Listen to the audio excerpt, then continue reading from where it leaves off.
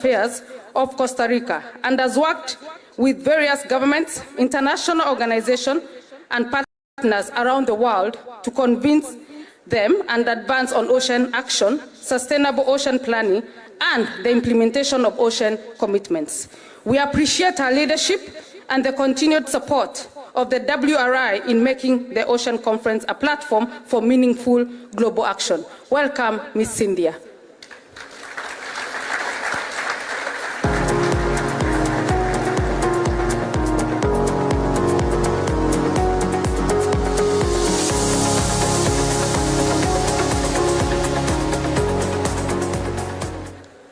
Waheshimiwa wageni na washiriki wote, hamjambo.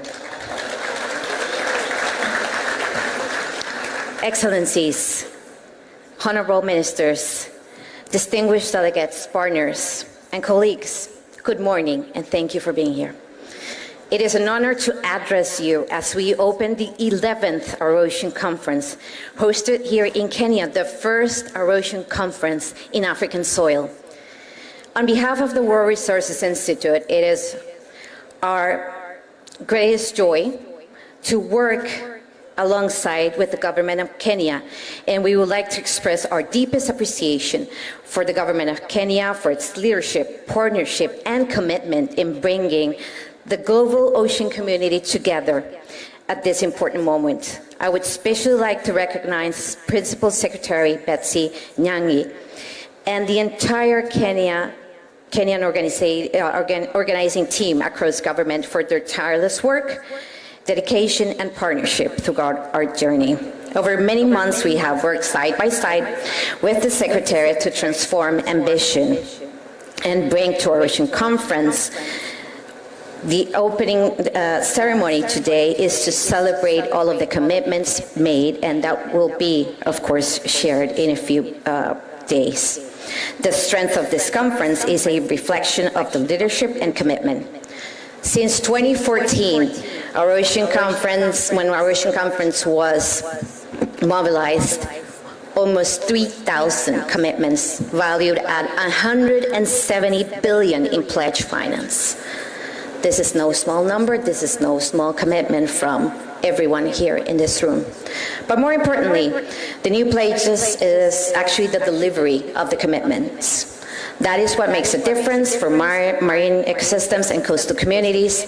Last year alone, the Secretary released the first ever comprehensive report of implementation of OOC commitments, finding that nearly 80% of these commitments submitted through this conference are either complete or in progress. As the Secretary, WRI is committed to ensuring the Ocean Conference continues to drive the transition from announcements to action, while also promoting accountability, transparency from commitment makers. This is why this morning I'm pleased to announce 2 new reports that will be delivered, that have been commissioned by the government of Kenya and the group of countries that have previously hosted this Ocean Conference. The first is a new progress report update assessing the implementation of commitments across our OOC agenda from 2025 to 2026.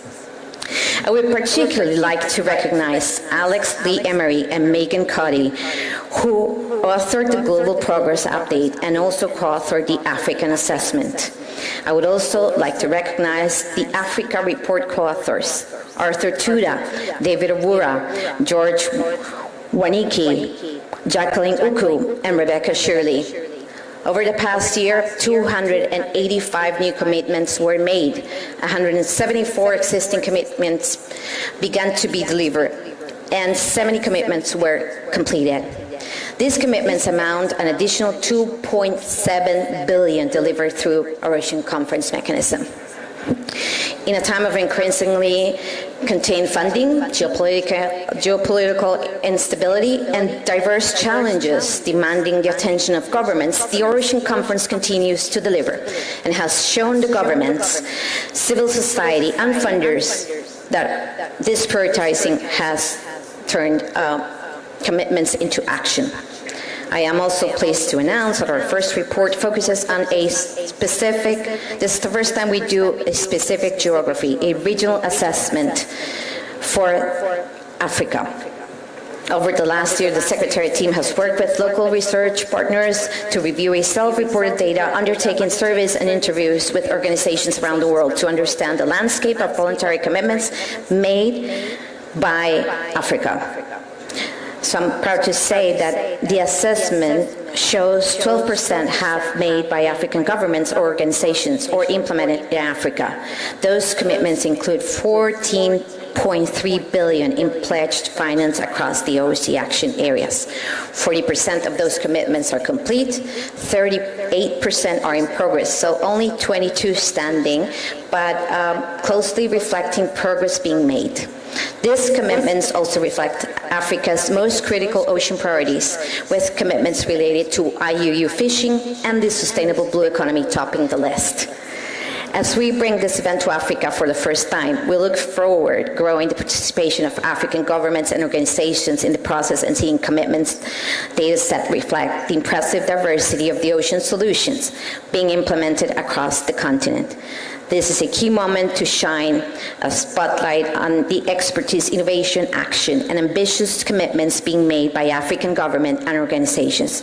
Commitments that were successfully implemented shared a few conditions: inclusive approach, build on local expertise and capacity, and most importantly, commitments makers contended with securing long-term accessible finance.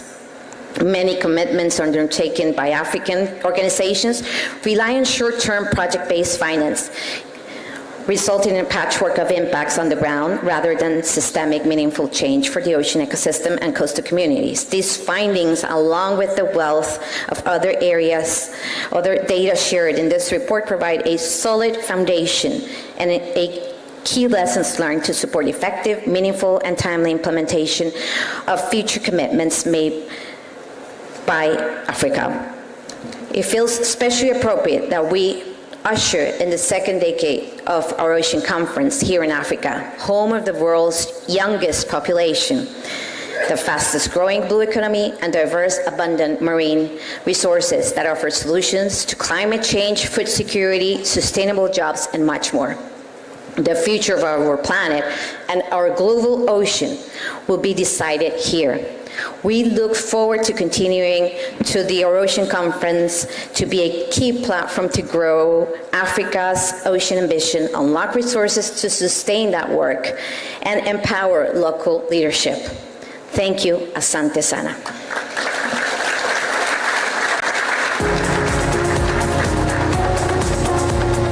Thank you, Ms. Cynthia. Your Excellencies, today we are also honored to have our ocean advocate, ocean ambassador, and Hollywood actress, Ms. Kate Walsh. Through her passionate advocacy for ocean conservation and sustainable fisheries, Kate has helped bring global attention to the critical importance of protecting our oceans and supporting the communities whose livelihoods depend on them. We are grateful for her to participate and support this important gathering. Ms. Kate Walsh, kindly, with your indulgence, kindly come and say a word to the people of Kenya.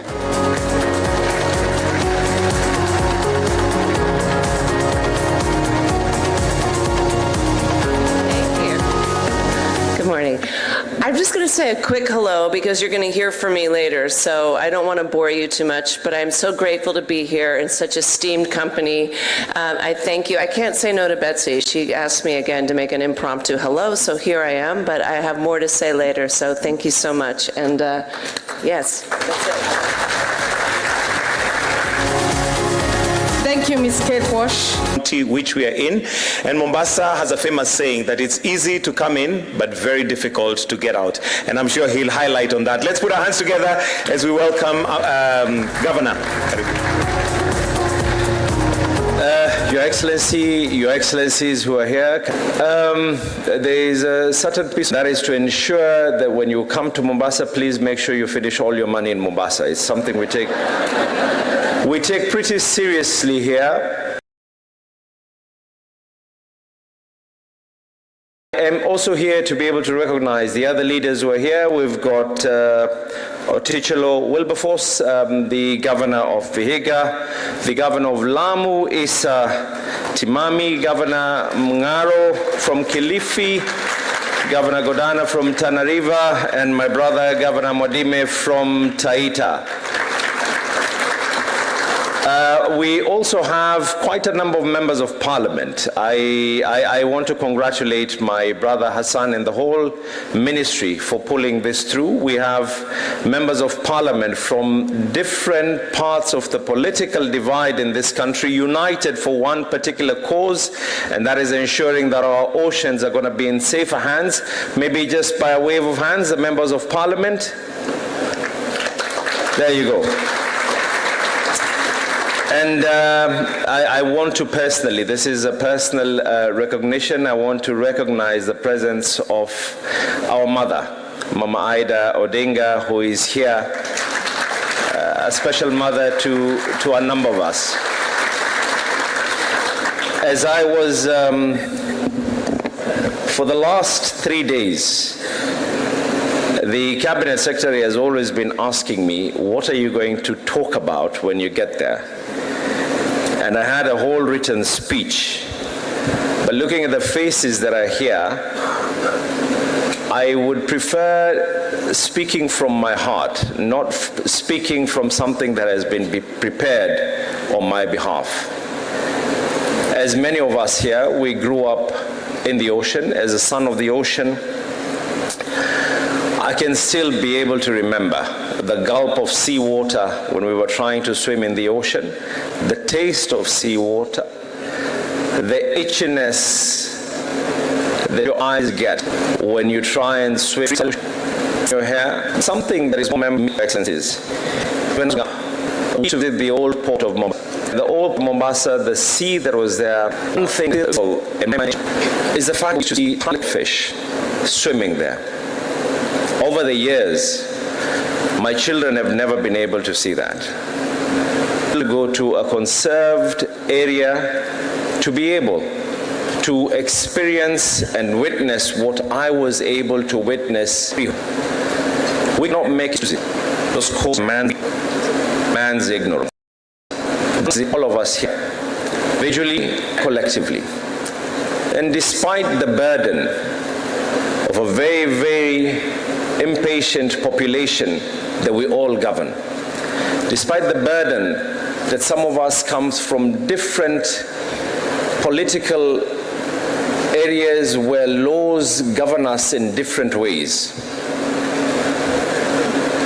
we have a responsibility to be able to act, and not act tomorrow, but to act now.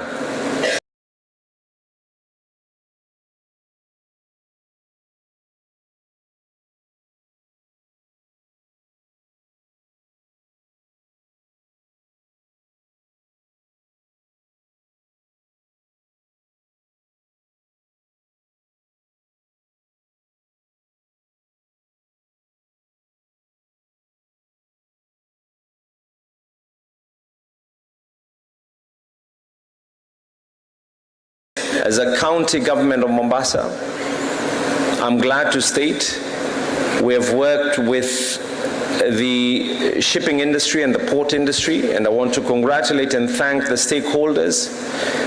We, over the last 2 years, started managing waste that was coming out from the vessels.